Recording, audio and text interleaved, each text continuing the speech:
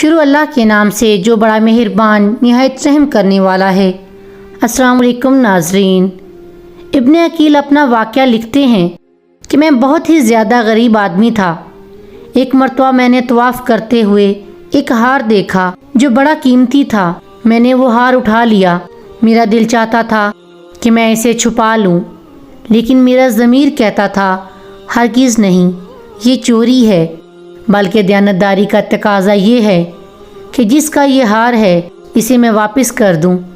چنانچہ میں نے مطاف میں کھڑے ہو کر اعلان کر دیا کہ اگر کسی کا ہار گم ہوا ہو تو آ کر مجھ سے لے لے۔ کہتے ہیں کہ ایک نابینا آدمی آیا اور کہنے لگا کہ یہ ہار میرا ہے اور میرے تھیلے میں سے گرا ہے۔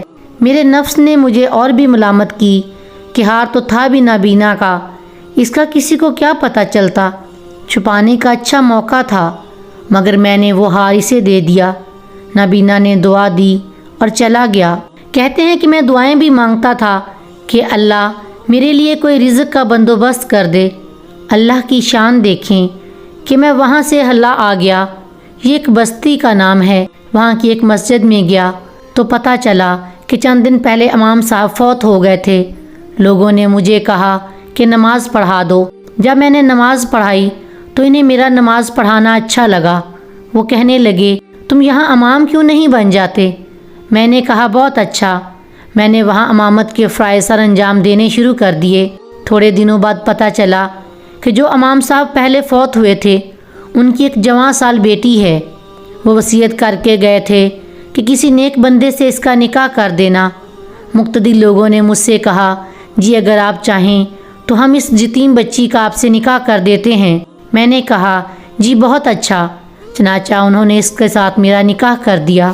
شادی کے کچھ عرصہ کے بعد میں نے اپنی بیوی کو دیکھا کہ اس کے گلے میں وہی ہار تھا جو میں نے طواف کے دوران ایک نابینا آدمی کو لٹایا تھا۔ اسے دیکھ کر میں حیران رہ گیا۔ میں نے پوچھا یہ ہار کس کا ہے؟ اس نے کہا یہ میرے ابو نے مجھے دیا تھا۔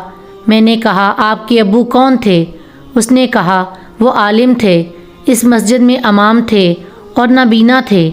تب مجھے پتہ چلا کہ اس کے ابو وہی تھے جن کو میں نے وہ ہار واپس کیا تھا۔ میں نے اس کو بتایا کہ یہ ہار تو میں نے ان کو اٹھا کر دیا تھا۔ وہ کہنے لگی کہ آپ کی بھی دعا قبول ہو گئی اور میرے ابو کی بھی دعا قبول ہو گئی۔ میں نے کہا وہ کیسے؟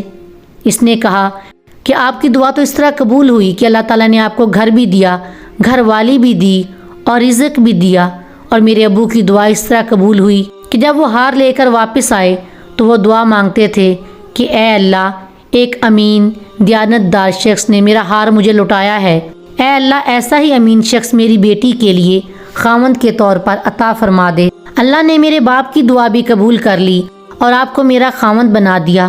تو مخلص بندے کا کام اللہ تعالیٰ کبھی رکنے نہیں دیتے، اٹکنے نہیں دیتے، بلکہ اس کی کشتی ہمیشہ کنارے لگا دیا کرتے ہیں۔